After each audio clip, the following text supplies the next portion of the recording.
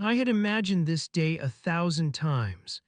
Every detail, every smile, every laugh, it lived in my mind like a perfect movie.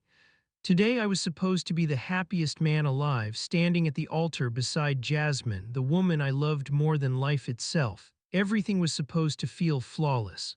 The kind of flawless only love can create. I woke early that morning, before the city stirred, before the birds began their half-hearted chirps. The sun had barely begun to leak through the chapel windows, casting a soft gold light across polished wood floors. I adjusted my tie in the mirror and studied my reflection, trying to calm the flurry of nerves inside me. My suit was sharp, crisp, the cufflinks polished to a shine. I wanted to look perfect, not for anyone else, but for the moment, the memory I would carry forever. The chapel was quiet, almost serene. The chairs were aligned, flowers arranged in precise elegance, and the scent of fresh lilies filled the air. A handful of guests had arrived early, whispering softly to one another. Some smiled at me, others glanced at their phones, capturing the calm before the storm. I stepped outside for a moment to breathe in the morning air, the faint chill brushing against my skin. My groomsmen were milling about, nervously straightening jackets, smoothing hair, and checking watches. Their faces were painted with excitement, but there was an undercurrent, a tension none of us could ignore. Then, just as I was about to step back into the chapel, I heard it, a knock, insistent, authoritative, sharp, like a hammer striking against glass. My stomach dropped. Weddings are filled with nerves, yes, but this was different. I felt a cold, unnatural stillness creep across my body. I didn't know why, but instinct told me something was wrong. Before I could even respond, the doors swung open. Uniformed officers flooded the chapel, badges catching the dim morning light, hands hovering over holsters. The air shifted immediately. The calm had shattered, guests froze mid-step, whispers turning to gasps. My groomsmen paled, bridesmaids froze, some covering mouths with trembling hands. "Everyone stay calm, you are all under control," one officer shouted, his voice cracking slightly, not commanding, not professional, but loud, terrifyingly loud. I stepped forward instinctively, my heart hammering. What is this?" I asked. My voice was steady, or at least I tried to make it sound steady, but my chest felt like it had been filled with ice. "You are under arrest," a tall officer said, stepping closer. His eyes were unreadable. There was no explanation, just those words. The room seemed to tilt around me. I could hear Jasmine's laugh faintly from upstairs. The sound, normally so comforting, now felt like a cruel reminder of what could be taken away in a single moment. I spun toward the staircase, hoping she hadn't heard, hoping no one had, but she had. Her eyes met mine, wide and terrified, as if she couldn't believe what she was seeing. Her mouth opened to scream, to protest, but no sound came out. Her hands gripped her veil, trembling. I turned back toward the officers. "You've got the wrong person. I am the groom. This is my wedding." "Step aside," the taller officer repeated, voice flat and mechanical. My mind raced. How had it come to this? The humiliation, the disbelief, the whispers creeping through the room like venom. I looked around at the guests, family, friends, colleagues. Their faces reflected fear, confusion, some a hint of schadenfreude. The officers didn't see me as a man, a human being. I was a threat, a statistic, a presumption. Then the sheriff appeared. He was quiet at first, standing in the doorway, watching.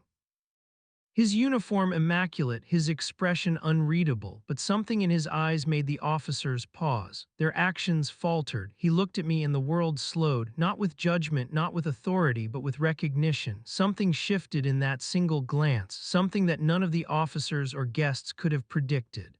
"Wait," he said softly, almost imperceptibly, and the moment froze. The air thickened, heavy with anticipation, fear, and unspoken truths. I didn't understand what he saw. I didn't know why he was hesitating. But in that pause, I felt a surge of hope, sharp and fragile. Guests whispered behind their hands, phones were raised. The camera flashes of disbelief, of incredulity, danced across polished floors. Bridesmaids gripped each other. Fathers muttered prayers under their breath. I swallowed hard and took a breath, feeling the weight of humiliation pressing against me like a physical force. Every stereotype, every biased assumption of the past, every whispered insult, every subtle judgment, they all converged in this one unbearable moment. I felt my hands clench into fists, not with anger, not yet, but with determination. I would not, could not allow them to define me today, not here, not now. The sheriff's eyes remained fixed on me. His hesitation, his recognition, it was the first crack in the armor of assumption, the first opportunity for truth to rise. And in that moment, I realized one thing: the storm had arrived, yes, but it wasn't just coming for me, it was coming for them too. The storm of truth, of justice, of revelation, and no one in that room would ever leave unchanged. The officers moved with precision, their boots echoing against the polished floor, but their precision felt hollow, like a play performed without understanding the story. Every step they took sent a ripple of tension across the room. Guests shuffled uncomfortably, some whispering under their breaths, others staring wide-eyed, frozen in disbelief. Jasmine had moved closer to me now, her hand gripping mine so tightly it left bruises, but I didn't care. Her warmth anchored me. Her presence reminded me why this day mattered, why the humiliation, the fear, and the shock could not take away what we had built together. "Sir," one of the officers barked, pointing a finger at me, "you need to come with us immediately." I squared my shoulders. "You're making a mistake. I am the groom. My wedding is happening right now. You can check the invitations, the guest list, the efficient, everything proves it." He didn't respond, only the cold, mechanical repetition of orders. His partner's hand hovered over his holster as though I were a threat simply for breathing. The room was silent but for the whispers, the gasps, and the faint sound of Jasmine's restrained panic. It was a slow humiliation, one that cut sharper than any insult could. Here I was in my finest suit, standing proud and dignified, reduced to a suspect because of a name, a look, a prejudice they had assumed. The irony was bitter, so bitter I could taste it at the back of my throat. The sheriff, however, remained quiet. He didn't step forward, didn't give orders. He just watched, a shadow on the wall, his expression unreadable. But I saw it, the flicker of something in his eyes. Something that hinted at recognition, at hesitation, at doubt. I swallowed hard, trying to steady my voice. "Look at me," I said, loud enough for everyone in the room to hear. "Really look, I am not a criminal. I am a man standing on the most important day of his life, and you are trying to strip it from me without cause." The taller officer's jaw tightened. "We have orders. Step aside, sir." I took a slow step forward, careful not to make sudden movements, my voice steady but carrying weight. "Do you see me, or do you only see what you expect? Do you see a groom, or do you see a stereotype you're comfortable persecuting?" The words hung in the air like a blade. Some guests flinched, some whispered, some widened their eyes in shock. The officers paused just for a heartbeat, long enough for doubt to creep into their minds. I glanced at Jasmine. Her face was pale, but her eyes were fierce. The bride who had trusted me, who had chosen me above all else, now stood trembling yet defiant. And in that instant, I realized the humiliation I felt could be turned into power, not over them, but over the truth itself. I turned slightly to the crowd, raising my voice. "And to all of you watching, I am not your story of fear. I am not your entertainment. I am a man, a human being, and today you are witnessing the consequences of assumptions, of prejudice, of ignorance. And yes, you are about to learn the truth, whether you like it or not." The whispering grew louder, faces shifted. Phones came up, capturing every second. Their expressions changed from confusion to disbelief to something approaching fear. The officers moved again, but now their steps were hesitant. They weren't sure if they were acting on authority or on the wrong assumption. Then the sheriff stepped forward finally. His voice was low, deliberate, but carried through the chapel like a judge passing a quiet sentence. "Hold on." The officers froze. My heart slammed against my ribs, every muscle in my body tensed, waiting. Was this the moment when justice finally intervened, or was it a pause before further humiliation? The sheriff's gaze swept across the room, landing on me. "I know him," he said quietly, just those words, nothing more, but the effect was electric. The taller officer's shoulders sagged slightly, his confidence shaken. The whispers among the guests turned to confused murmurs. I didn't move. I didn't need to. The room itself seemed to tilt, as if the universe had paused to acknowledge the weight of truth. And in that silence, I realized something extraordinary. The humiliation that had been descending upon me like a storm threatening to drown me had now paused, and I understood in that moment that the story wasn't over.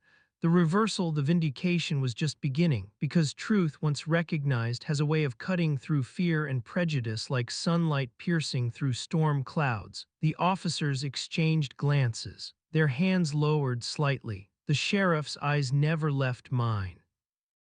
And Jasmine, my bride, my anchor, my everything, finally exhaled, though her hand remained in mine.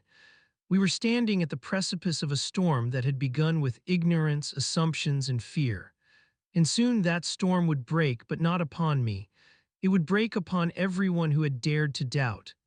The air in the chapel felt heavier than ever, each breath a struggle against the tight coil of tension wrapped around the room. My heart was racing, but oddly, a strange calm settled over me, as if every nerve knew that the humiliation I had endured might finally turn to vindication. I felt the weight of every stare, every whispered judgment, every assumption that had been projected onto me. And yet I also felt the weight of truth ready to rise. The officers were frozen now, hesitation evident in every movement. Their hands no longer hovered over holsters, but instead trembled slightly with uncertainty. The sheriff, silent but commanding, had stepped closer to the center of the room. I realized he wasn't just observing, he was preparing to intervene, but how I didn't yet know.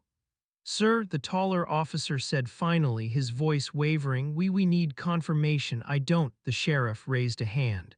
The room fell silent, save for the faint sound of Jasmine's trembling breath behind me. Every guest leaned in slightly, as though the slightest sound might shatter the moment completely. "I know this man," the sheriff said, voice low but firm. "He is not a threat, he is someone you are about to understand."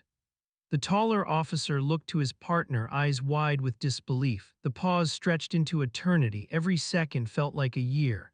And then the unexpected happened, the first hint of realization across the guests' faces. Some nodded subtly, recognizing the authority in the sheriff's words. Others froze completely, unsure what to think, what to believe, or what to feel. Jasmine gripped my hand even tighter. Her eyes were wide, glistening, but full of a courage I had always admired. She leaned slightly into me, her head brushing my shoulder. "We'll get through this," she whispered, and I drew strength from her words. The officers exchanged murmured words, finally lowering their arms completely. The taller one stepped back. "Sir, enough," the sheriff interrupted. His voice carried authority that no uniform could command. "Step aside, let him be, now." I blinked, unable to comprehend fully what had just happened. The room seemed to exhale collectively, as if the walls themselves had been holding their breath in anticipation. I could hear the whispers now growing louder, rippling through the chapel like wind through tall grass. "You were wrong," someone muttered behind me. Another voice whispered, "All this for nothing." The tone wasn't mockery, but the sting of realization. The realization that assumptions, fear, and prejudice had driven people to the brink of shattering my life on my wedding day. I finally allowed myself to turn, taking in the full scope of the room. Guests stared at me, some with guilt, some with relief, some with curiosity. And in that moment, I realized the enormity of the scene, not just as humiliation, but as transformation. What had begun as shame was becoming revelation. What had begun as fear was becoming recognition. The sheriff stepped back. "Make sure they understand," he said quietly to the officers. "This is a lesson they won't forget." One of the officers looked at me directly for the first time. His eyes held something I hadn't seen before: acknowledgement, respect, and maybe even fear, not of me but of the truth he had almost ignored. Jasmine exhaled, and I finally turned to her fully. "We need to get through this," I whispered, though my voice was stronger now, steadier. "It's not over yet, but we've taken the first step." The guests were no longer whispers and gasps. They were murmurs of confusion and astonishment. Phones captured the scene. Social media would soon explode with this moment. Every camera, every flash, every eye had witnessed the thin line between humiliation and vindication, and it had tilted finally in our favor. And yet, even as the relief began to seep in, I knew the moment of triumph had not yet fully arrived. The officer's hesitation had bought us time, but the revelation, the true reversal, was yet to come. And it would be a shock not just to the guests, but to everyone in that room, everyone who had assumed they understood who I was, what I represented, and what my life meant. I felt a hand on my shoulder. It was Jasmine. "They don't know the truth yet," she said softly. "But they will," I nodded. Every fiber in me agreed. The truth, when it arrived, would be undeniable. And it would shatter the assumptions, the bias, the ignorance that had nearly ruined this day. I could feel the shift in the air, subtle but palpable. The tension hadn't left, it had changed. The humiliation that had hovered over me like a storm cloud had begun to crack, revealing light beneath. And in that light I saw possibility, I saw power, I saw the reversal I had been waiting for. The sheriff's gaze met mine once more. A silent acknowledgement passed between us. The stage was set, the moment was ready, and the storm, our vindication, was about to break. And then it happened. A hush fell over the chapel. Phones stopped recording, breaths held, eyes widened. Every guest, every officer, every soul in that room was poised on the edge of revelation. And I knew in that moment that everything, every humiliation, every assumption, every moment of fear had led to this exact second. The second the truth would finally be seen. The chapel fell silent, a thick, heavy silence that pressed against every shoulder, every chest, every racing heartbeat. Time itself seemed to slow. I could hear my own pulse in my ears, pounding like a drum, marking each second with a weight that no one else in the room could feel. Jasmine's hand remained tight in mine. Her grip was grounding, but I could feel her own trembling beneath it. I didn't need to look at her to know what she was thinking. How did it come to this? How could a moment meant for joy, for love, turn into fear and humiliation in the blink of an eye? The sheriff stepped forward again, clearing his throat softly. Every eye in the room followed him. Every whisper died. Even the officers who had nearly humiliated me seemed to shrink under the gravity of the moment. "Ladies and gentlemen," the sheriff said, his voice steady, commanding, cutting through the tension like a knife through thick velvet. "It appears that there has been a misunderstanding. One that should have never occurred in the first place." A few guests exchanged nervous glances. Some whispered again, low and hesitant, but the sheriff wasn't done. "This man," he said, gesturing to me, "is not only the groom but a decorated member of our local service department. His name has been verified, his intentions lawful, and his character unquestionable." The taller officer's face went pale. His partner looked away. The reality had begun to dawn, like sunlight spilling over a long, dark night. I took a slow breath, allowing the silence to stretch for just a moment before speaking. "I understand how things may have appeared," I said, my voice strong but calm. "I understand how assumptions can feel real, but assumptions are not facts, and facts matter, especially today." A guest in the back whispered audibly, He's a war veteran, that's him." "Yes," I said, nodding, keeping my gaze forward. "And today is my wedding. The day my life is joined with someone I love, someone who has stood beside me through every trial. And the fact that fear and assumptions nearly stole it, it matters. It matters because this is not just about me, it's about all of us who have been judged by appearances, by skin, by stereotypes." A murmur ran through the crowd. Faces that had been frozen in shock now displayed confusion, guilt, even awe. The officers' hands lowered completely, their posture no longer threatening. Even the sheriff seemed to relax, though his gaze remained sharp. Jasmine stepped forward slightly, her voice quivering but clear.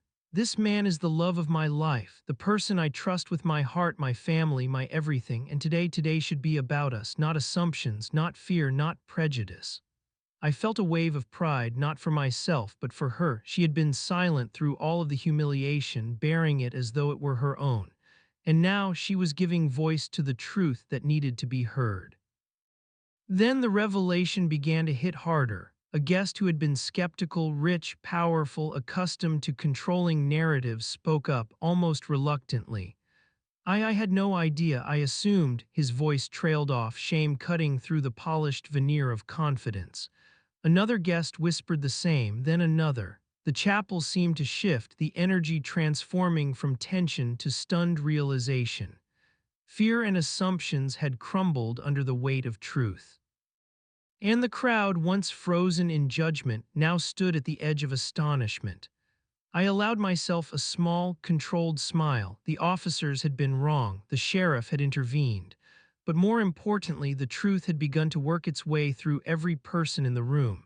Every whisper now carried recognition, not mockery. Every gaze no longer saw a stereotype. They saw me fully human, fully dignified, fully deserving of this day.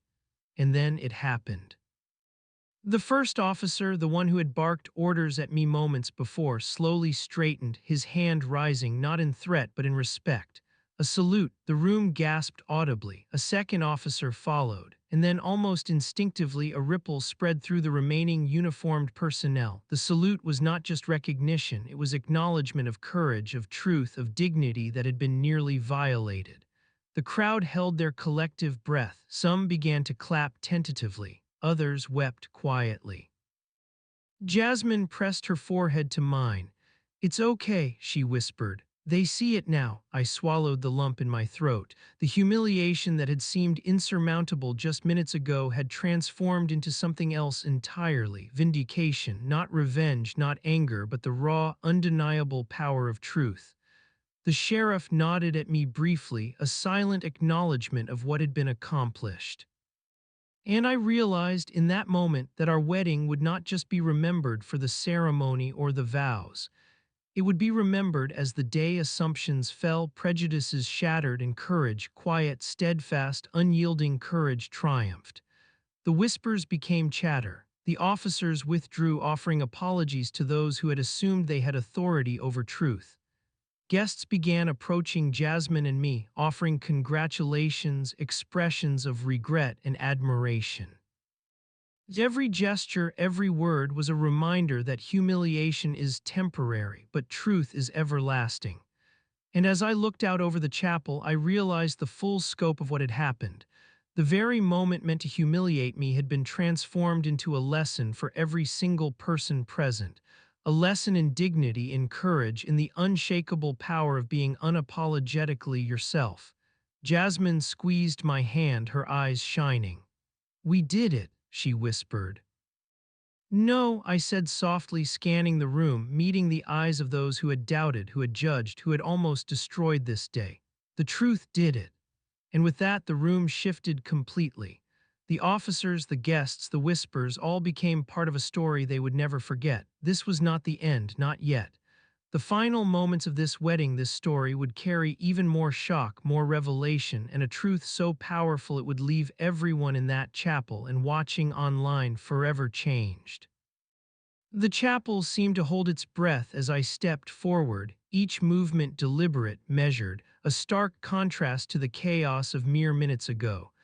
The whispers that had once been sharp with judgment now trembled with uncertainty, as if the very walls themselves were reminding the guests that assumptions can be deadly wrong. Jasmine squeezed my hand, grounding me, and I felt a surge of courage. It wasn't just about me anymore. It was about her, our union, and the truth that had been nearly buried beneath fear and prejudice. Every guest, every officer, every person present was now poised at the edge of revelation, and I knew the moment had to be seized. I cleared my throat softly, letting the silence settle. "I know this has been confusing," I began, my voice calm but firm. "I know assumptions were made, I know fear took over. And I understand how easily people judge when they see what they think is disorder." A hush fell over the room. Even the older guests, used to wealth, influence, and control, leaned in. Their eyes darted between me, the officers, and Jasmine, as if trying to reconstruct the scene with fresh understanding. "But assumptions are not truth," I continued. "And today, assumptions nearly ruined a moment that was meant for love, not for shame, but it didn't, and it won't." A few officers, still in uniform, shifted nervously. Their hands, once tense over holsters, now rested at their sides. I could see recognition dawning in their eyes, the realization that the person they had been prepared to arrest, to humiliate, to control, was not only innocent but worthy of respect and honor. Then the sheriff stepped forward, a small smile breaking his normally stern face. "This man," he said, gesturing to me, "is a decorated veteran, a law-abiding citizen, and a man who has sacrificed more than most of us could ever understand. And today he stands here not as a suspect, but as a groom, as a man who deserves nothing but respect on the happiest day of his life." The room gasped. The weight of the words pressed on everyone, forcing them to see the truth clearly, unclouded by bias or fear. Murmurs began, hesitant at first, then growing louder until the whispers of judgment had transformed into expressions of awe, regret, and admiration. A guest in the front row, someone who had been particularly harsh in their judgment, now stood and stepped forward. I was wrong," they admitted, voice shaking. "I assumed the worst, and I see now how foolish I was." Others followed, voices trembling but sincere. "We misjudged you. I can't believe we are so sorry." I nodded, keeping my composure. The humiliation of before had been powerful, nearly paralyzing, but the validation of truth, of recognition, was even stronger. This was not just vindication, it was transformation. Every person who had doubted, judged, or whispered against me was now confronting their own errors, and it was beautiful to witness, even amidst the rawness of humiliation that still lingered. Then the moment I had been waiting for arrived. One of the officers, the one who had initially stepped toward me with suspicion, slowly raised his hand in a formal salute, a gesture of respect, of acknowledgement, a recognition of the courage it takes to face humiliation with dignity. It was followed by another and another. Within seconds, the entire contingent of officers present had raised their hands, saluting not only me but the principle of truth and honor. The gasps from the guests were louder this time, disbelief etched into every face. Jasmine's eyes shone, tears streaming down her cheeks. "It's happening," she whispered. "They finally see it." I stepped closer to her, feeling the warmth of her presence. "It's more than that," I said softly. "They see us, all of us, together." A ripple of applause began to spread, hesitant at first, then louder, until the chapel was alive with sound. Not mocking sound, not scorn, but genuine acknowledgement. Every clap, every cheer, every whispered "I'm sorry" was a thread weaving the humiliation of moments ago into a tapestry of vindication, recognition, and triumph. Even the richest, most judgmental guests could not deny it. Every assumption had been stripped away, every whisper of doubt replaced by awe. The officers, the sheriff, and the guests had all witnessed something rare, something transformative. The undeniable truth of who I was, beyond fear, beyond assumptions, beyond skin and circumstance. I took a deep breath, feeling the enormity of the moment. The wedding was no longer just a ceremony. It was a declaration, a statement, a lesson in courage, dignity, and resilience. And then, as if the universe itself wanted to punctuate the moment, the crowd erupted, fully applause, cheers, shouts of congratulations. Jasmine and I embraced tightly, holding onto each other as the chapel shook with celebration. For the first time that day, I allowed myself to smile fully, freely, without restraint. The humiliation was gone, the assumptions had been shattered, and in its place stood truth, courage, and the triumph of love over fear. The chapel still hummed with the echoes of applause and shouts. For the first time since the officers had arrived, I felt the weight on my shoulders lift, not entirely, but enough to breathe. Enough to see that fear, humiliation, and doubt, no matter how powerful in the moment, could never extinguish truth or love. Jasmine's hands were still in mine, and I felt the warmth of her presence spread through me like sunlight after a storm. "We did it," she whispered, her voice quivering with relief and wonder. "No," I said softly, gazing around the room, "truth did it." The crowd had shifted completely. Faces that had been frozen in judgment were now open, humbled, even ashamed. But there was also respect, admiration, a quiet acknowledgement that courage in the face of fear is the strongest statement a person can make. The sheriff approached, removing his hat in a gesture that went beyond protocol. "Sir," he said to me, voice steady but carrying genuine warmth, "I want to personally apologize for the misunderstanding. I was wrong to act on assumptions. Today I learned something valuable, something about dignity, about respect, and about how easily we let fear blind us." I nodded. Words felt insufficient, but actions spoke louder. I extended my hand and he shook it firmly. The gesture sealed not only a reconciliation but also a lesson. Humility is as powerful as authority. Then the room quieted again. A hush fell, this time not from tension but from anticipation. Everyone had seen the vindication, but now the final twist was about to be revealed. The wedding officiant stepped forward, clearing his throat. "Before we continue, there is one more announcement, something that clarifies a misunderstanding and ensures that everyone present sees the full truth." I felt my stomach tighten. Jasmine looked at me, eyes wide. The chapel leaned in collectively. "The groom," the officiant continued, "is not only a decorated veteran and a man of integrity, but the officer who initially approached him suspecting wrongdoing is his childhood friend." A murmur spread like wildfire, whispers, gasps, astonished glances. The officer in question froze, realizing the depth of irony, the weight of mistaken assumptions compounded by proximity to someone he had known, trusted, and respected before. The sheriff's jaw dropped. You two know each other?" he asked, disbelief clear in his voice. "Yes," I said, a small, wry smile tugging at my lips. "We grew up in the same neighborhood, learned to ride bikes together, got into trouble together. And yet, assumptions about who I am and what I was doing nearly destroyed this day. Nearly humiliated everyone who believed in truth." Jasmine let out a quiet laugh, half disbelief, half relief. "I can't believe this," she whispered. The officer approached slowly, extending his hand. I am so sorry," he said, voice thick with genuine remorse. "I should have known, I should have remembered, and I failed both as a friend and as an officer. Please allow me to make amends." I took his hand firmly, looking him in the eye. "Your apology means more than you realize," I said. "Today could have been lost to fear, but now it's reclaimed by truth, and nothing is more powerful than that." The crowd, still in awe, began clapping once more, louder and more heartfelt this time. Not for me, not for the humiliation, not for the drama, but for the justice of truth prevailing over prejudice, fear, and assumptions. Jasmine leaned close, resting her head against my chest. "This day," she murmured, "is more than a wedding, it's a statement." "Yes," I whispered back. "A statement that love, dignity, and truth can outlast fear, can outlast judgment, can outlast the world itself." The wedding ceremony resumed, slower now, more deliberate.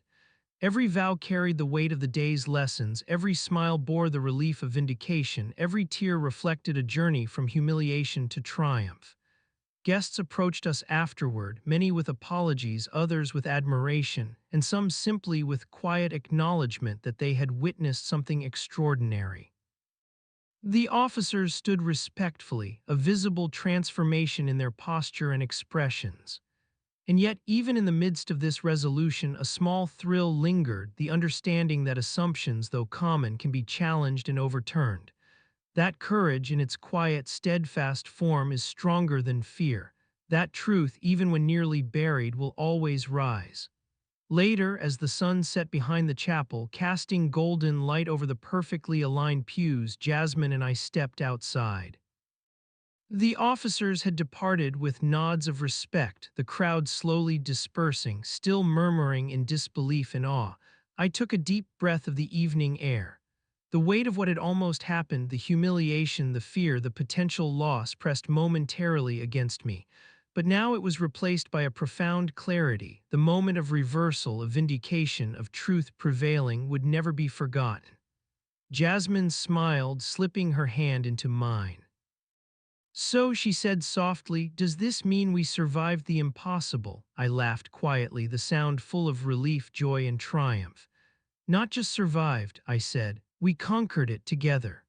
The final twist lingered, unspoken but undeniable. The officers who had come to humiliate me were now part of a story that honored integrity, courage, and the power of love. The irony was not lost on anyone, including the richest, most judgmental guests who had once assumed the worst. As we walked into the night toward the reception and the life that awaited us, I realized that humiliation is temporary, fear is fleeting, but truth, courage, and love endure forever. And in that moment, under the warm glow of the chapel lights, with Jasmine's hand in mine and the city lights twinkling in the distance, I understood fully. The power of standing tall, of refusing to be defined by others' assumptions, is a power no one can take away. The story of the officers, the guests, the whispers, and the almost tragedy would be remembered, not for the fear it once inspired, but for the courage and truth that ultimately conquered it all. We were no longer victims of assumptions. We were the embodiment of resilience, dignity, and love. And that, more than anything, was worth every second of the journey.